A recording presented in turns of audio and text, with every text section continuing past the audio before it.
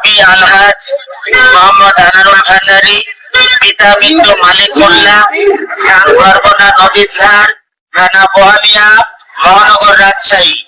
গত 31 তারিখ 5/2026 তারিখে রাত 1টার সময় আমার নিজ বসত বাড়িতে মাদক কারবারি ও সন্ত্রাসী শাকিল আহমেদ আলীর নেতৃত্বে হারুন পিতা মৃত জাফর, তুষার পিতা হালিম, আকাশ পিতা আনিস এর মধ্যে হামলা চালিয়ে ব্যাপকভাবে লুটপাট ভাঙচুর করে নিয়ে যায়। সোনা দানা, টাকা পয়সা এবং কি আমার নিজ বসত বাড়ির দৌড়ের পর্যন্ত চুরি করে নিয়ে যায়। আমার ব্যাংকের এফডিআরে 10 লক্ষ টাকা ছিল। এই এফডিআরে 10 লক্ষ টাকার এফডিআরের কাগজ পর্যন্ত নিয়ে চলে গেছে। তারপর রাত 1টার দিকে আমার দোতলায় উঠে আমার 2 রুমে ভাঙচুর চালায় এবং আমাকে অবাধ্য ভাষায় গালিগালাজ করে আর বলে, এই আনারুল বের হ, তোকে জবাই করে টুকরো টুকরো করে নদীর ধারে ভাসাই দিব এবং নদীতে ভাসাই দিব, অন্যথায় নদীর ধারে বালুর চরে পুঁতে দিব, এই বলে আমাকে মৃত্যুর হুমকি দেয়।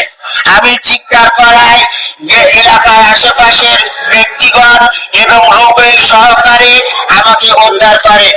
ত্রিপুল লাইনে রাত 3টায় আমি ফোন দেই, কোনো ফোন রিসিভ করে না পুলিশ।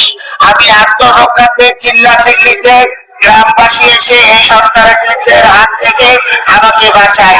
প্রিয় দেশবাসী, বিশ্ববাসী, মুসলিম ভাই ও বোনেরা, আমি একজন এতিম আলহাজ ইব্রাহিম মোল্লা আনারুল ভান্ডারী। আমার প্রতি মানবিক অমানবিক নির্যাতন চালাচ্ছে এরা। আমার জীবন নিয়ে আমি অনেক হুমকিতে রয়েছি।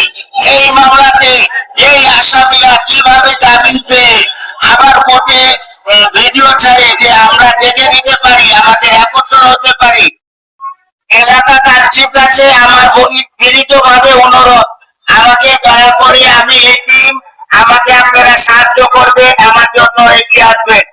প্রিয় মহানগরের শিক্ষক পরিষদের নেতৃবৃন্দ এবং বিনীতভাবে অনুরোধ করছি, এইসব সন্ত্রাসী থেকে আমাকে বাঁচান এবং দেশের গভর্নমেন্টের কাছে আমি বলতে চাই, আমাকে আমার প্রতিবন্ধী মানিয়ে আমি এখন এই মুহূর্তে বাসায় একা বসবাস করছি।